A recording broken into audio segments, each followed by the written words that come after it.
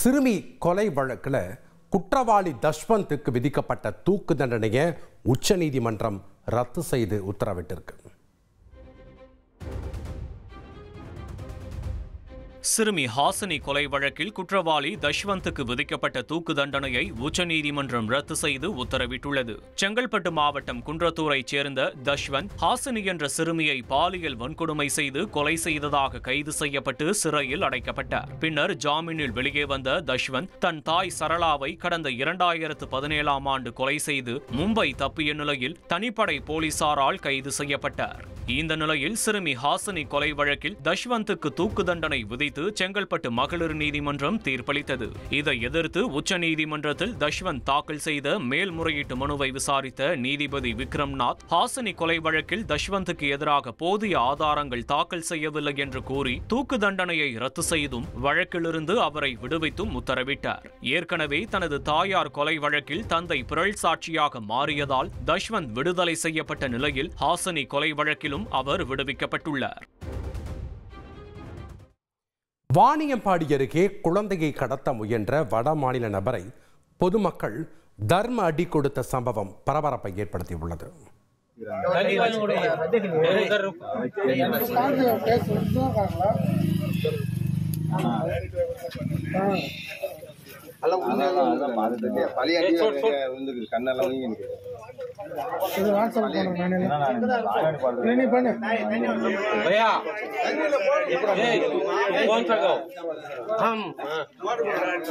हमारा दादा रहता है यहाँ पर ससुराली में, हम लोग यही गाँव पर हिंदी में बोल रहे. திருப்பத்தூர் மாவட்டம் சின்ன மோட்டூர் பகுதியில் வீட்டின் அருகே விளையாடிக் கொண்டிருந்த குழந்தையின் வாயில் பிளாஸ்டிக் பேப்பரை வைத்து வடமாநில நபர் கடத்த முயன்றுள்ளார். இதனை கண்ட பொதுமக்கள் அந்த நபரை மரத்தில் கட்டி வைத்து நையப் புடைத்தனர். தகவல் அறிந்து சம்பவ இடத்திற்கு வந்த போலீசார் அவர் மனநலம் பாதிக்கப்பட்ட நபராக இருக்கலாம் என சந்தேகித்ததால் அவரை காவல் நிலையம் அழைத்துச் சென்று விசாரணை மேற்கொண்டனர். லாரி உரிமையாளரின் கண் முன்னே லாரியை திருடிக்கொண்டு தப்பிச் செல்ல முயன்று விபத்தை ஏற்படுத்திய நபரை பொதுமக்கள் பிடித்து போலீஸ்ல ஒப்படைச்சிருக்காங்க.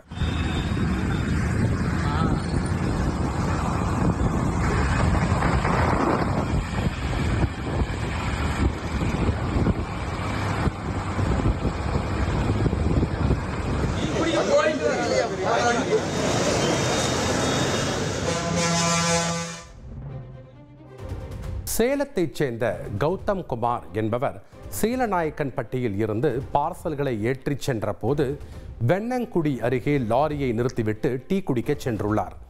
லாரியிலேயே சாவியை விட்டு சென்றதை அறிந்த ஒருவர் லாரியை திருடிக்கொண்டு வேகமாக சென்றுள்ளார்.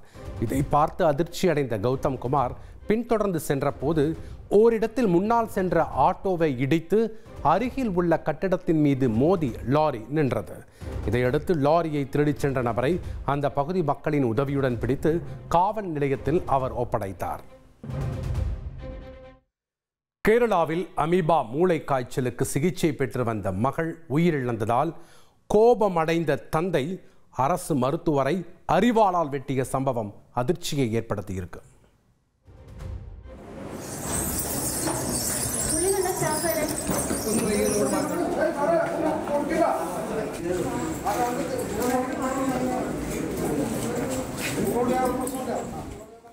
கோழிக்கோடு மாவட்டம் தாமரச்சேரி அரசு தாலுகா மருத்துவமனையில் அமீபா மூளை காய்ச்சலுக்கு சிகிச்சை பெற்று வந்த 9 வயது சிறுமி அனயா சிகிச்சை பலனின்றி உயிரிழந்தார்.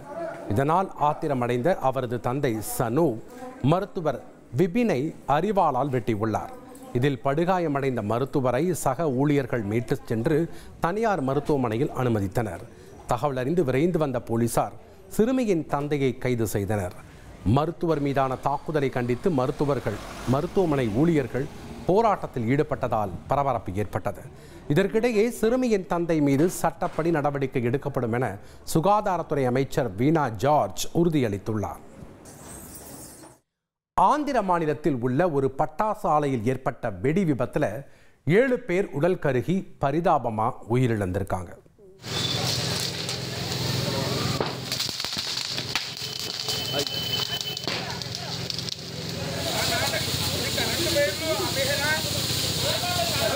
సత్యబాబు గారు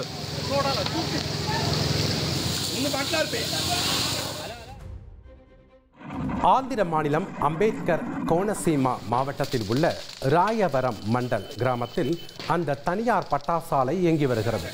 தீபாவளி நெருங்கி வரும் நிலையில் அந்த ஆலையில் தொழிலாளர்கள் பட்டாசு தயாரித்துக் கொண்டிருந்த போது திடீரென பட்டாசுகள் வெடிக்க தொடங்கின. இதை கண்டு அப்பகுதி மக்கள் தீயணைப்பு துறையினருக்கு தகவல் கொடுத்தனர். தீயணைப்பு துறையினர் வருவதற்குள் பட்டாசுகள் வெடித்து சிதறி 7 பேர் சம்பவ இடத்திலேயே தீயில் உடல் கருகி உயிரிழந்தனர். தீக்காயங்களுடன் மீட்கப்பட்ட 8 பேர் மருத்துவமனையில் அனுமதிக்கப்பட்டுள்ளனர். கேரள மாநிலம் இடுக்கிக்கு பக்கத்தில் இருக்கிற கன்னிமலை எஸ்டேட்ல பள்ளிக்கு சென்ற மாணவனை தெருநாய்கள் கூட்டமாக சேர்ந்து துரத்திய சம்பவம் அதிர்ச்சியை ஏற்படுத்தியிருக்கு.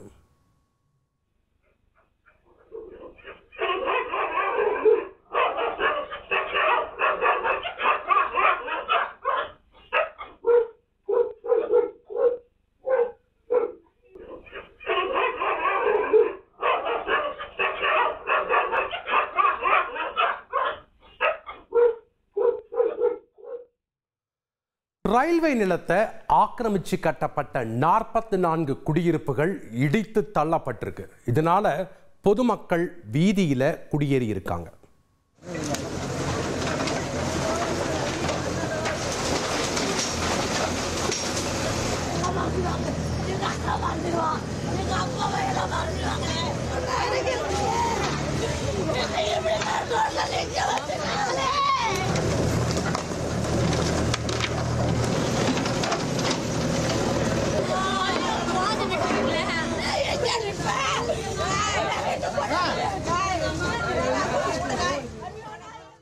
விழுப்புரம் பவர் ஹவுஸ் பகுதியில் ரயில்வே நிலத்தை ஆக்கிரமித்து கட்டப்பட்ட 50 ஆண்டுகள் பழமை வாய்ந்த 44 குடியிருப்புகளை உயர்நீதிமன்ற உத்தரவின்படி அதிகாரிகள் இடித்து தள்ளியதால் பொதுமக்கள் வீதியில் குடியேறினர். தங்களுக்கு மாற்று வீடு கொடுக்காமல் சாலையில் வீசப்பட்ட பொருட்களை எடுக்க மாட்டோம் எனவும் சாலையிலேயே குடியிருப்போம் எனவும் அவர்கள் தெரிவித்துள்ளனர். இங்கு குடியிருந்தவர்களுக்கு திருப்பாச்சூர் கிராமத்தில் மாற்று இடம் வழங்கப்பட்டுள்ளது. அங்கு உடனடியாக வீடு கட்டி கொடுக்க வேண்டும் என தமிழக அரசுக்கு பொதுமக்கள் கோரிக்கை விடுத்துள்ளனர். தடுப்பூசியால் தான் தனது குழந்தை இறந்து விட்டதாக கூறி குழந்தைக்கு தடுப்பூசி போட்ட கிராம சுகாதார செவிலியரை குழந்தையோட தந்தை தாக்கிய சம்பவம் பரபரப்பை ஏற்படுத்தியிருக்கு. திண்டுக்கல் மாவட்டம் தொப்பம்பட்டியைச் சேர்ந்த மதன்குமார் என்பவரின் 1.5 மாத ஆண் குழந்தைக்கு கடந்த மாதம் 17ஆம் தேதி தடுப்பூசி போடப்பட்டது. தடுப்பூசி போட்ட 7வது நாளில் குழந்தை உடல்நலக்குறைவால் உயிரிழந்தது.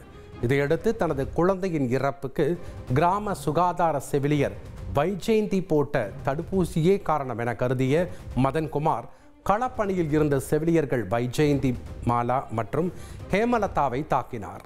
இந்த சம்பவத்தை கண்டித்து 200க்கும் மேற்பட்ட செவிலியர்கள் சாலை மறியலில் ஈடுபட்டனர்.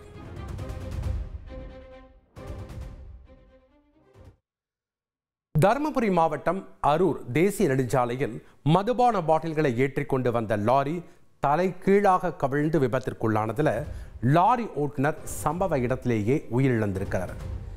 சென்னையிலிருந்து சேலத்தை அடுத்த மல்லூருக்கு மதுபான பாட்டில்களை ஏற்றிக்கொண்டு சென்ற லாரி அரூரை அடுத்த மோப்பிரிப்பட்டியில் தேசிய நெடுஞ்சாலையில் ஓட்டுநரின் கட்டுப்பாட்டை இழந்து விபத்திற்குள்ளானது. சாலையின் ஆபத்தான வளைவில் சென்று கொண்டிருந்த போது நேரிட்ட இந்த விபத்தில் லாரி ஓட்டுநர் பழனிசாமி சம்பவ இடத்திலேயே உயிரிழந்துள்ளார். உடைந்த மதுபான பாட்டில்களை அகற்றி லாரியை கிரேன் மூலம் மீட்கும் முயற்சியில் போலீசார் ஈடுபட்டனர். மேலும் இந்த விபத்து குறித்து போலீசார் வழக்கு பதிவு செய்து விசாரணை மேற்கொண்டு வருகின்றனர். நடிகர் துல்கர் சல்மான் வீட்டில் இருந்து ஏற்கனவே 2 கார்கள் பறிமுதல் செய்யப்பட்ட நிலையில் தற்போது அமலாக்கத்துறை அதிகாரிகள் அதிரடியாக சோதனை நடத்தி மற்றொரு காரையும் பறிமுதல் செய்திருக்காங்க.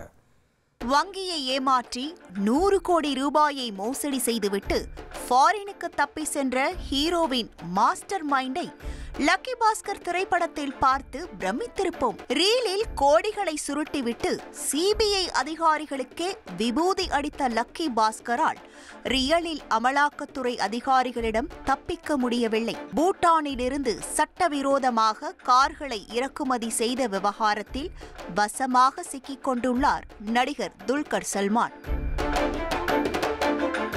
ரீலில் லக்கி பாஸ்கரான துல்கர் சல்மான், ரியலில் அன்லக்கி பாஸ்கரான கதையின் பின்னணி என்ன? நடிகர் துல்கர் சல்மான் இந்திய திரையுலகில் முன்னணி நடிகர்களுள் ஒருவர்.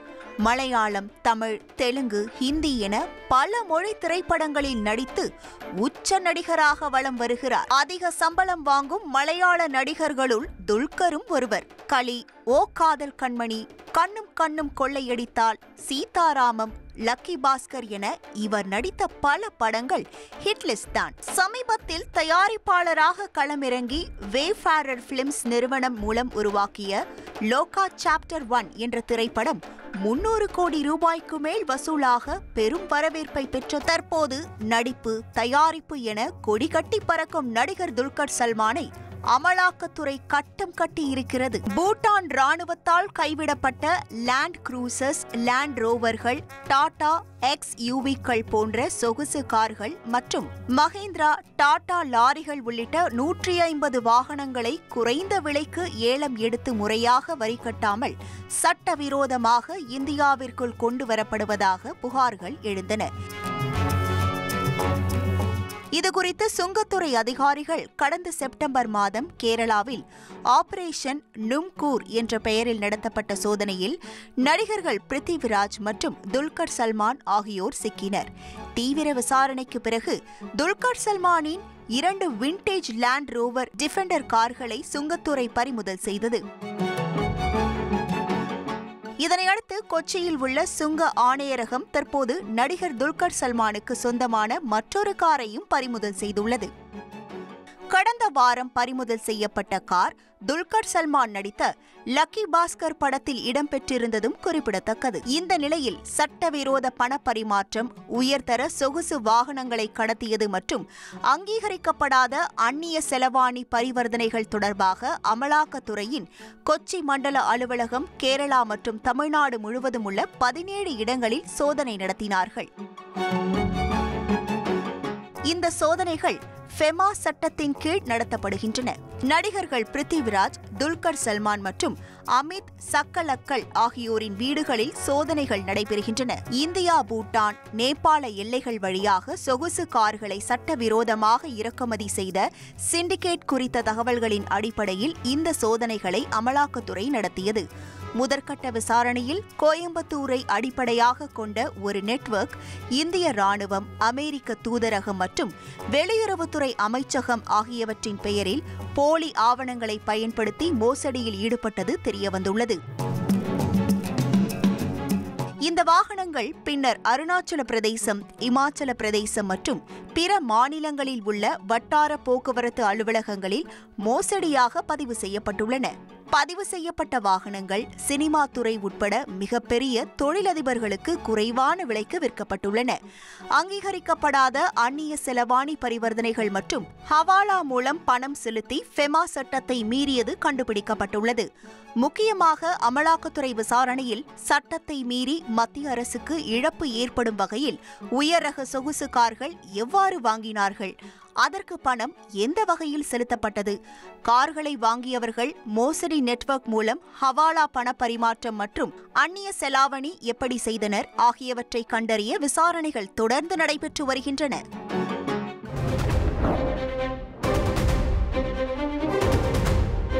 ஒரு கோடியே 23 லட்சம் மனங்களை வென்ற தந்தி டிவி யூடியூப் சேனல். தவிர்க்க முடியாத தம்ப்நெயில்ஸ், கலக்கலான கான்டென்ட்ஸ். நீங்களும் இந்த குடும்பத்தில் இணைய இப்பவே சப்ஸ்கிரைப் பண்ணுங்க. அசுரபலம் கொண்ட எங்கள் டிஜிட்டல் கரங்களில் உங்கள் விளம்பரங்களை சேர்க்க வாட்ஸ்அப் பண்ணுங்க. 8939888838. Email advt@dttv.in.